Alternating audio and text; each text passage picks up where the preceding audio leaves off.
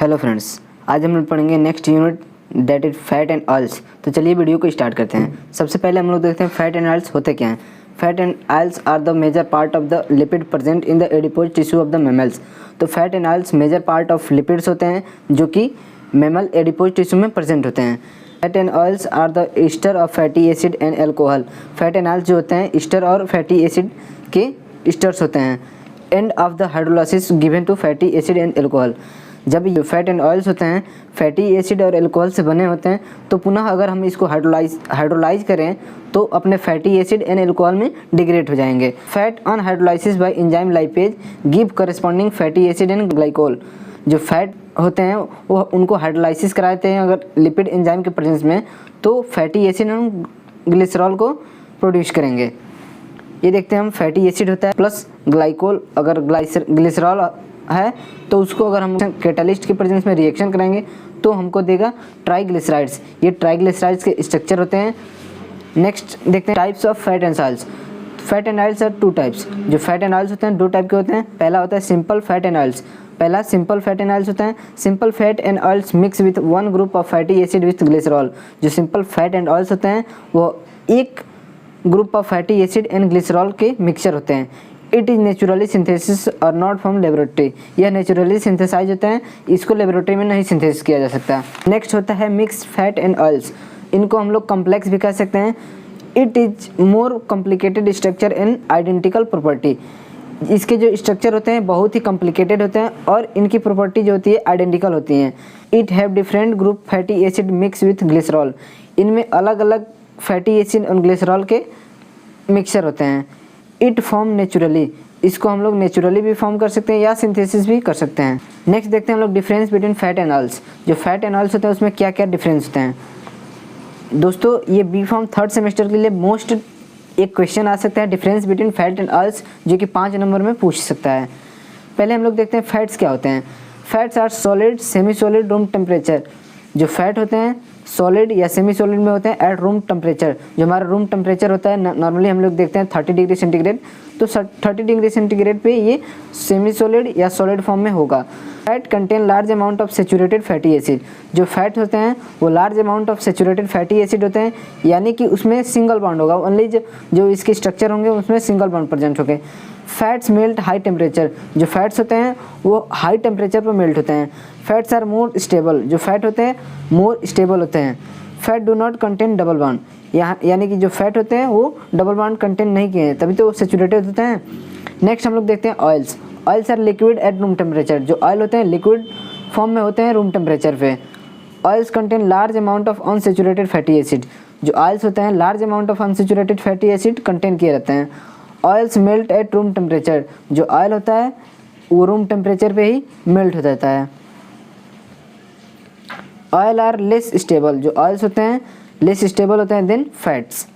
Oil contain double bond. जो oil होते हैं चूँकि अनसेचुरेटेड है इसलिए ये डबल बॉन्ड कंटेंट रहते हैं।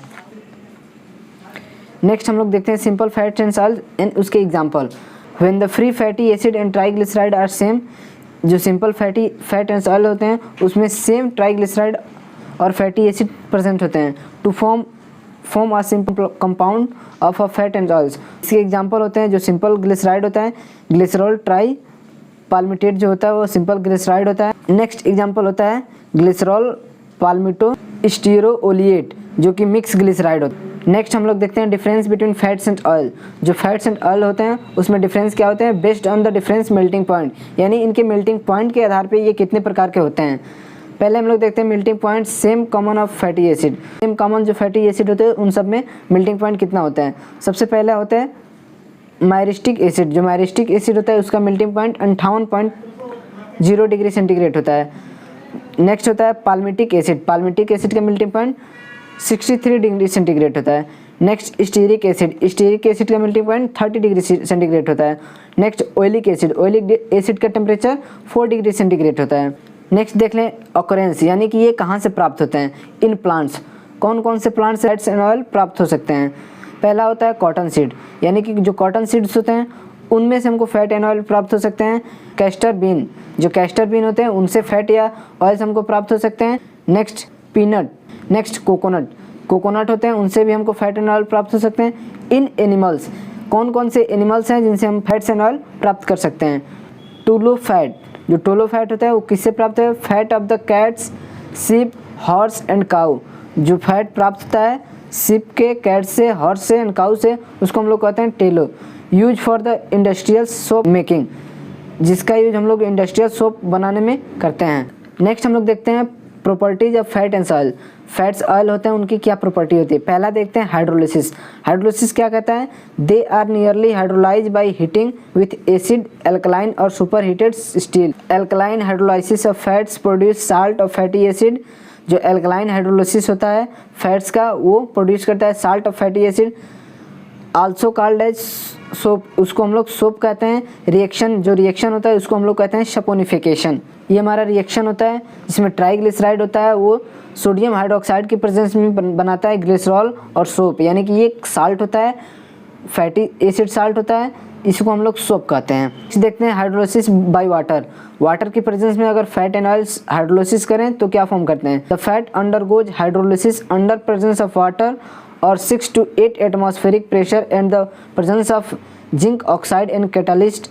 जो कि अगर फैट एंड ऑयल्स वाटर की प्रेजेंस में 6 से 8 एटमॉस्फेरिक प्रेशर और जिंक ऑक्साइड कैटालिस्ट की प्रेजेंस में अगर हाइड्रोलिसिस करता है तो हमारा बनाता है ग्लिसरॉल। जो हमारा रिएक्शन होता है ग्लिसराइड होता है 3H2O और जिंक ऑक्साइड की प्रेजेंस में जो प्रेशर होता है 6 to 8 होता है, तो हमारा फॉर्म करता है ग्लिसरॉल। नेक्स्ट रिएक्शन होता है हाइड्रोलिसिस बाय एंजाइम। अगर एंजाइम की प्रेजेंस में फैट एंड ऑयल्स की हाइड्रोलिसिस कराएं तो hydrolysis can be done enzyme lipase to emulsion of fat and water. Next reaction होता है हाइड्रोलिसिस बाय एसिड। अगर एसिड की प्रेजेंस में फैट एंड ऑयल्स का हाइड्रोलिसिस कराएं तो क्या फॉर्म करता है? Minerals acid cause hydrolysis of fat for this mixture of sulphonic acid which can obtain by the sulphonation of mixture oleic acid and benzene. अगर हम लोग एसिड के प्रेजेंस में रिएक्शन कराते हैं यानी कि हाइड्रोलिसिस कराते हैं तो हमको फॉर्म होता है oleic acid and benzene. Next reaction होता है हाइड्रोजनेशन। हाइड्रोजनेशन का मतलब होता है एडिशन ऑफ हाइड्रोजन, यानी कि कोई कंपाउंड हो उसमें एक हाइड्रोजन का एडिशन कर दें तो उस प्रोसेस को हम लोग कहते हैं hydrogenation. Oils have large amount of unsaturated protein in form of glycerides. जो ऑयल्स होते हैं वो large amount of unsaturated protein contain कहते हैं, जिनको हम लोग ग्लिसराइड कहते हैं। When the hydrogen is passed to the oils under pressure by using the catalyst at high temperature, oils get converted into solid fat। हमारा अनसेचुरेटेड प्रोटीन्स होते हैं उसमें अगर हम लोग हाइड्रोजन का एडिशन कर दें तो हमारा जो फैट एंड ऑयल्स होते हैं वो सॉलिड फॉर्म में कन्वर्ट हो जाते हैं। This process also known as hardening of oils. इसका रिएक्शन होता है लिक्विड ऑयल जो होता है हाइड्रोजन गैस की प्रेजेंस में निकेट कैटालिस्ट की प्रेजेंस में अंडर प्रेशर रिएक्शन हो तो बनाता है सेमी सॉलिड या सॉलिड, जो कि हम लोग सॉलिड फैट भी कह सकते हैं इसको हम लोग। इसका रिएक्शन होता है जो ट्राइएलिन ऑयल होता है उसको H2 गैस और निकल के प्रेजेंस में रिएक्शन कराएं तो हमारा कन्वर्ट हो जाता है ट्राइस्टेरिन फैट, जो कि सॉलिड फॉर्म में होता है। नेक्स्ट हम लोग रिएक्शन देखते हैं हाइड्रोजिनोलाइसिस। हाइड्रोजिनोलाइसिस का रिएक्शन होता है अगर ग्लिसराइड ट्राइब्यूरेट का रिएक्शन 6 हाइड्रोजन को रिमूव कर दे कॉपर क्रोमिड कैटालिस्ट की प्रेजेंस में तो हमारा फॉर्म करता है glycerol. Like a simple ester, as ester group of triglyceride can be reduced with the hydrogen in the presence of copper chromate catalyst at high pressure and temperature. This reaction is called as hydrogenolysis. Give in addition of glycerol, long chain primary alcohol corresponding to the acid portion. The long chain alcohol so obtained and used for manufacturing of detergent. जो long chain alcohol होता है उसको obtain किया जाता है manufacturing of detergent के। जो हम लोग सोप बनाते हैं या सोडा बनाते हैं उसके मैन्युफैक्चरिंग में इसे यूज किया जाता है।